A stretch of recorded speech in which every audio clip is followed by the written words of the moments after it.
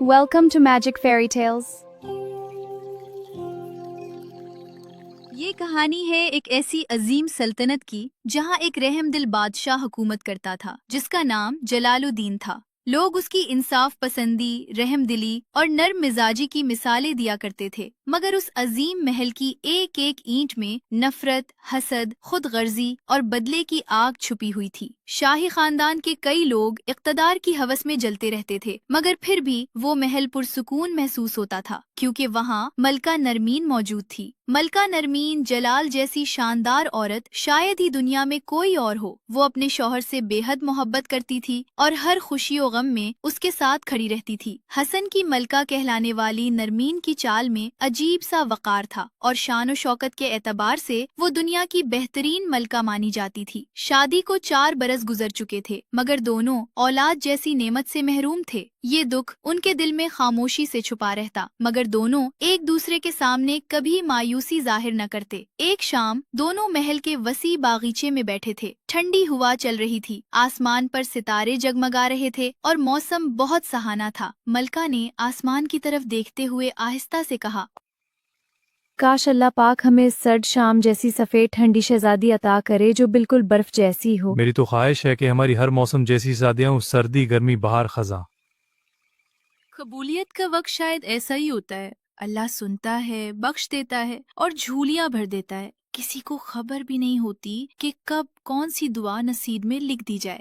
اسی لمحے اچانک آسمان پر 4 روشن ستارے چمکے اور دیکھتے ہی دیکھتے وہ آ کر ملکہ نرمین کی گود میں گر پڑے۔ دونوں حیرت سے ایک دوسرے کو دیکھنے لگے۔ ٹھنڈی ہوا یکدم مزید خوشبودار محسوس ہونے لگی، جیسے قدرت نے ان کی دعا سن لی ہو۔ اور واقعی اسی سال اللہ نے انہیں ایک بیٹی سے نواز دیا۔ وہ شہزادی سخت سردی کے موسم میں پیدا ہوئی تھی۔ اس کا وجود برف جیسا ٹھنڈا، روشن اور حسین تھا۔ اس کی نیلی آنکھیں چمکتی برف کی مانند محسوس ہوتی تھیں۔ محل خوشیوں سے بھر گیا، خزانے کھول دیے گئے، ہر خاص و عام میں کھانا تقسیم کیا گیا اور کئی دنوں تک جشن منایا جاتا رہا۔ اس شہزادی کا نام رکھا گیا برفینہ۔ مگر قدرت کے راز ابھی مکمل ظاہر نہیں ہوئے تھے۔ اگلے سال خزاں کے موسم میں دوسری شہزادی پیدا ہوئی۔ اس کے وجود میں خزاں جیسا سکون، خاموشی اور اداسی کی ہلکی سی جھلک تھی۔ اس کے بھورے سنہری بال خزاں کے پتوں کی مانند چمکتے تھے۔ اسے دیکھ کر یوں محسوس ہوتا جیسے ڈھلتی شام کا کوئی حسین منظر آنکھوں کے سامنے آ گیا ہو۔ اس شہزادی کا نام خزینہ رکھا گیا۔ مگر قسمت کیسی چال چل رہی تھی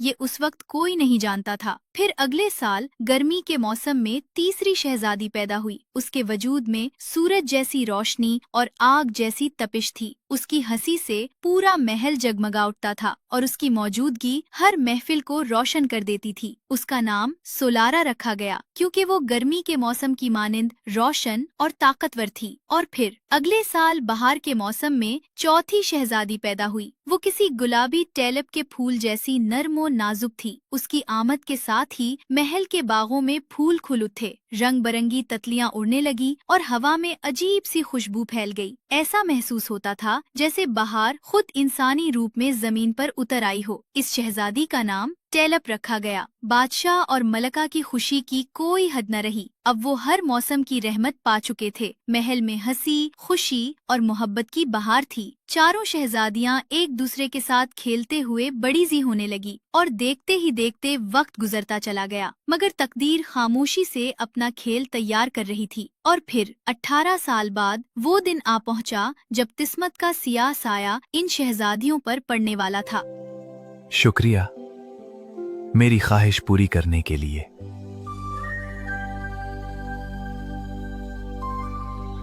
18 برس گزر چکے تھے۔ چاروں شہزادیاں اب جوانی کی دہلیز پر قدم رکھ چکی تھیں۔ ان کے حسن، وقار اور پر اسرار شخصیت کے چرچے دور دور کی سلطنتوں تک پھیل چکے تھے۔ لوگ کہتے تھے کہ اگر چاروں بہنیں ایک ساتھ محل کی بالکنی میں آ کھڑی ہوں تو یوں محسوس ہوتا ہے جیسے چاروں موسم زمین پر اتر آئے ہوں۔ मगर किस्मत अब आहिस्ता आहिस्ता अपने पोशीदा राज खोलने वाली थी। एक दिन बादशाह जलालुद्दीन का बड़ा भाई अलाउद्दीन अपने बेटे के साथ शाही महल में आ पहुंचा। अलाउद्दीन बज़ाहिर निहायत मुहज्जब, नर्म लहजे वाला और शाइस्ता इंसान दिखाई देता था, मगर उसकी आंखों में हमेशा एक अजीब सी लालच चमकती रहती थी। इक़्तिदार की ख्वाहिश उसके दिल में बरसों से सुलग रही थी और वो आज भी उस आग को अपने अंदर जिंदा रखे हुए था। उसके साथ खड़ा था उसका बेटा शहजादा जहांगीर। जहांगीर गैर मामूली हद तक खूबसूरत शहजादा था। सिर्फ 20 बरस की उम्र में ही वो मुकम्मल तरबियत याफ्ता जंगजू बन चुका था।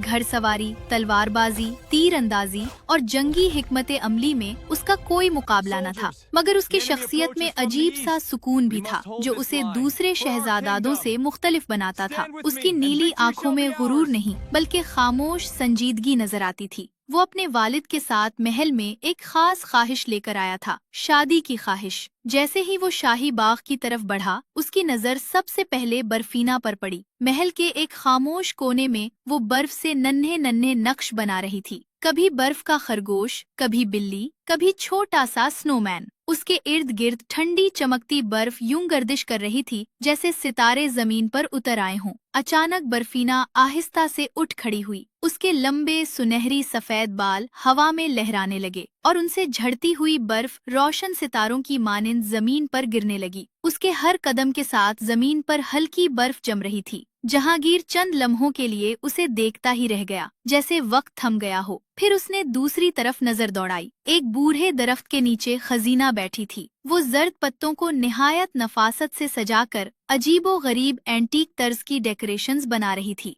ढलती धूप उसके भोरे सुनहरी बालों पर पड़ रही थी और यूं महसूस होता था जैसे खिजां खुद इंसानी रूप में उस दरख्त के नीचे बैठी हो। हवा चलती तो जर्द पत्ते उसके गिर्द घूमने लगते। ये मंजर इतना पुरसुकून और हसीन था कि जहांगीर बेइख्तियार चंद कदम आगे बढ़ गया। इतनी खामोश शहजादी है ना, उसे देखकर दिल ठहर जाए।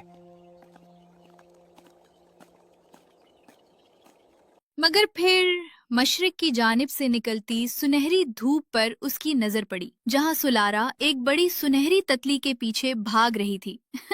उसकी हंसी पूरे बाग में गूंज रही थी और उसके वजूद से गर्मी जैसी तपिश महसूस होती थी। उसके गिर्द सूरज की करनों जैसे सुनहरी जर्रात चमक रहे थे, जबकि उसके कदमों के नीचे फूलों पर रोशनी जगमगा उठती थी। जहांगीर चंद लम्हों के लिए उसे देखने में इतना खो गया कि उसे खबर ही न हुई और वो अचानक किसी से टकरा गया। सामने बहार के मौसम की शहजादी टेलब खड़ी थी। उसके हाथों में गुलाबी ट्यूलिप्स का खूबसूरत बुके था और उसके इर्द गिर्द हल्की खुशबूदार हवा गर्दिश कर रही थी। उसके नर्म सुनहरी बाल हवा के साथ लहरा रहे थे, जबकि उसके कदमों के करीब नन्हे रंग बिरंगे फूल खुलते जा रहे थे। शहजादा फौरन संभला। शहजादी, मेरा ध्यान कहीं और था।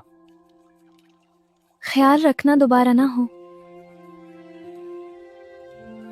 जहांगीर आहिस्ता आहिस्ता चलता हुआ अपने वालिद के करीब आ खड़ा हुआ। अलाउद्दीन चारों शहजादियों को एक मक्कार मुस्कुराहट के साथ देख रहा था। उसकी नजरें उन पर इस तरह फिर रही थीं जैसे वो मौसमों को नहीं बल्कि तख्त तक जाने वाले रास्तों को देख रहा हो। फिर वो धीरे से बोला, हमारे लिए पूरी डिश में एक से बढ़कर एक हसीन शहजादियां मौजूद हैं, जो भी पसंद करो।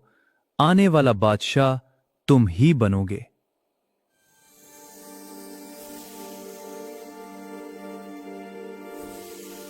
जहांगीर खामोश खड़ा अपने वालिद को देखता रहा। शायद उसने पहली बार अलाउद्दीन की आवाज में मोहब्बत नहीं, लालच महसूस की थी। उसकी आवाज में मौजूद खुदगर्जी और इक़्तिदार की हवस शायद किसी और ने महसूस ना की हो, मगर किस्मत ने जरूर सुन लिया था।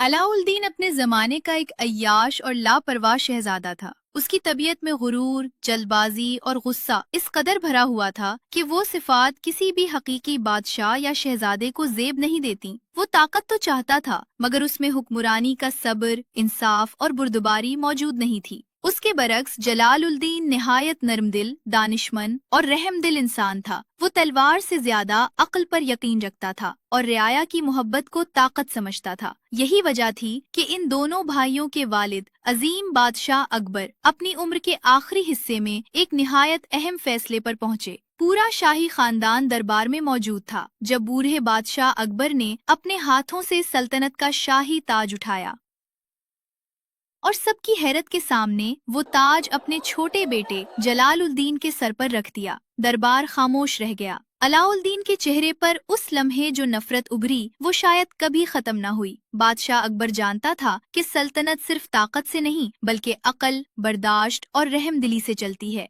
इसीलिए उसने अलाउद्दीन को एक छोटी सी रियासत देकर मरकजी सल्तनत से दूर भेज दिया। अलाउद्दीन जाहिरी खामोशी के साथ वहाँ से चला तो गया, मगर उसके दिल में नफरत, हसद और बदले की आग हमेशा के लिए जल उठी थी। वक्त गुजरता गया। अपनी नई रियासत में उसने एक खूबसूरत कनीज से शादी कर ली और कुछ अरसे बाद वो एक बेटे का बाप भी बन गया, शहजादा जहांगीर। मगर अलाउद्दीन कभी अपनी महरूमी नहीं भूला। उसे हमेशा यही लगता रहा कि असल ताज उससे छीन लिया गया था और जलालुद्दीन उसकी जगह पर बैठा था। सालों तक वो खामोशी से वक्त का इंतजार करता रहा और अब जब जलालुद्दीन के पास सिर्फ 4 शहजादियां थीं और कोई शहजादा मौजूद नहीं था तो अलाउद्दीन दोबारा उस महल में लौट आया था। मगर वो सिर्फ रिश्तेदारी निभाने नहीं आया था, वो आया था अपना हक वापस लेने और मौसमों जैसी इन शहजादियों की तकदीर से खेलकर अपना बरसों पुराना बदला मुकम्मल मेरे करने। बेटे, तुम मेरा गुरूर हो। तुम्हारी वजह से आज मैं अपना हक वापस लेने के काबिल हुआ हूँ। तुमने मुझे वो हौसला दिया है जो बरसों से खो चुका था। शहजादा जहांगीर अब आहिस्ता आहिस्ता महल के माहौल में घुलने लगा था, मगर उसकी नजरें बार बार एक ही चेहरे को तलाश करती, सुलारा। उसकी हंसी, उसकी बेखौफ तबीयत और उसके वजूद से निकलती हुई अजीब सी हरारत जहांगीर को अपनी तरफ खींचने लगी थी। वो बाकी शहजादियों से मुख्तलिफ थी, उसमें नरमी कम, आग ज्यादा थी। एक शाम शाही हॉल में सब इकट्ठे बैठे थे। महल के बड़े कैंडल स्टैंड में रोशन शमएं जल रही थीं। गुफ्तगू के दौरान किसी बात पर सुलारा अचानक गुस्से में आ गई। उसी लम्हे हॉल के कोने में रखा कैंडल स्टैंड अचानक भड़क उठा। शोला इतना बुलंद हुआ कि खादिम खौफजदा होकर पीछे हट गए। चंद लम्हों बाद आग खुद ब खुद बुझ गई, मगर पूरा हॉल खामोश हो चुका था। जहांगीर हैरत से सुलारा को देख रहा था, मगर अलाउद्दीन की आंखों में खतरनाक चमक उतर आई। उसी रात वो अपने कमरे में बैठा मुस्कुरा रहा था। नहीं, शहजादे के लिए सोलारा अच्छी पसंद नहीं है। वो आग जैसी खतरनाक है। शायद बर्फीना ज्यादा मुनासिब है। पुरसकून, समझदार और शाही खानदान के लिए बेहतर इंतखाब। वाह, मैंने वाकई एक अच्छा मंसूबा सोचा है। हर चीज मेरे अंदाज के मुताबिक आगे बढ़ रही है। और वहीं से उसने अपनी मक्कारी की अगली चाल चलनी शुरू कर दी। बहनों के दरमियान शक, बदगुमानी और नफरत का जहर बड़ी खामोशी से फैलने लगा। अगले दिन उसने खजीना को अपने करीब बुलाया। क्या तुम नहीं समझती कि शहजादे के लिए सोलारा के बजाय तुम ज्यादा बेहतर इंतखाब हो सकती हो? फिर वही चाल उसने टोलब के साथ खेली। असल दिलों की मलका बहार होती है। जली हुई धूप नहीं। और यही वो लम्हा था जहाँ शक ने मोहब्बत की जगह लेना शुरू कर दी। बहनों के दरमियान वो रिश्ता जो कभी एतमाद से बंधा था अब खामोश दरारों में बदलने लगा। चंद दिन गुजरे। खजीना और टैलब दोनों के दिलों में एक अजीब सी बेचैनी बढ़ती जा रही थी। वो एक दूसरे से ज्यादा सुलारा के बारे में सोचने लगी और हर सोच में कहीं न कहीं इस वसवसा का साया होता था। आखिरकार एक दिन उन्होंने सुलारा को बहाने से जंगल की तरफ बुलाया। रास्ता खामोश था, हवा में अजीब सा बोझ था और दरख्त जैसे कुछ छुपा रहे हों। वो उसे एक पुराने वीरान कुएं के पास ले आईं। पत्थर की दीवारें ठंडी और नम थीं, जैसे सदियों से रोशनी ने यहाँ कदम न रखा हो। खजीना ने हल्की सी मुस्कुराहट के साथ कहा, तुम यहाँ पानी निकालो, हम जंगल से कुछ फल ले आते हैं। सुलारा चंद लम्हे वहीं खड़ी रही। फिर आहिस्ता आहिस्ता उसे एहसास हुआ कि वो अकेली रह गई है। शाम गहरी होने लगी। अंधेरा जंगल पर यूं छा रहा था जैसे किसी ने दिन की आखिरी रोशनी भी छीन ली हो। वो डरते डरते वापस पलटी, मगर जंगल अब वो नहीं रहा था जो वो जानती थी।